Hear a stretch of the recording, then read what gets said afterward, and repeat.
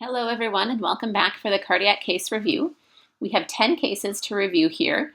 For each case, I'll give you some time to review the images first and then we'll go over all of the findings together. Here's our first case.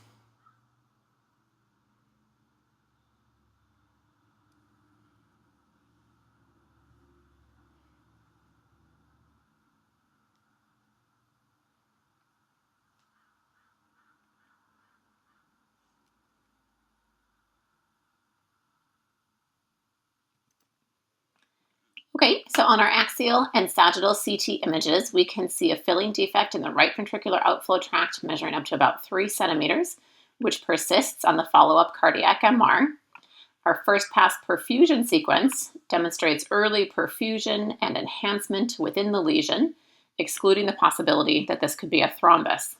And hopefully you were able to also pick up on the additional enhancing liver lesion with similar perfusion characteristics as the RVOT mass.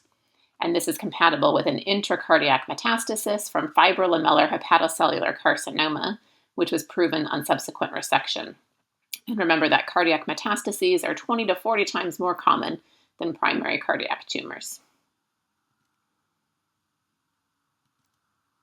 Next case. So on the left side of your screen here, we have short axis stack SSFP images in the left ventricular basal and mid myocardium, and then on the right-hand side are your late gadolinium enhanced images and end systole.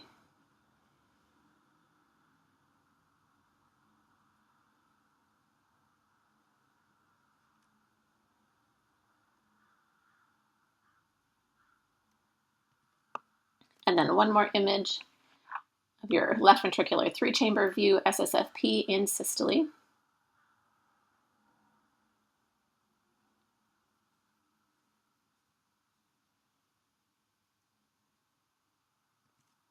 Okay, so going back to our short axis stack imaging, here we have the SSFP images in end diastole demonstrating marked wall thickening of the basal anterior wall and then of the mid-anterior and septal walls to a maximum thickness of 30 millimeters in the anterior wall. And then our late gadolinium enhanced images are demonstrating focal patchy areas of late gadolinium enhancement at the anterior RV insertion point, which is also in the area of the thickened myocardium, and then to a lesser extent at the inferior RV insertion point. Our 3-chamber SSFP image in systole demonstrates systolic anterior motion of the anterior mitral valve leaflet, causing narrowing of the left ventricular outflow tract, and then with a distal signal void compatible with a degree of left ventricular outflow tract obstruction. And these findings are typical of an asymmetric variant of hypertrophic cardiomyopathy, with asymmetric wall thickening of the anterior and septal segments, patchy areas of mid-myocardial late gadolinium enhancement at the RV insertion points and in the areas of thickened myocardium, and with preserved systolic function. And then also remember that the 30 millimeter thickness meets the minimum criteria for what's known as massive left ventricular hypertrophy, which is an independent predictor of sudden cardiac death, unfortunately. Great, next case.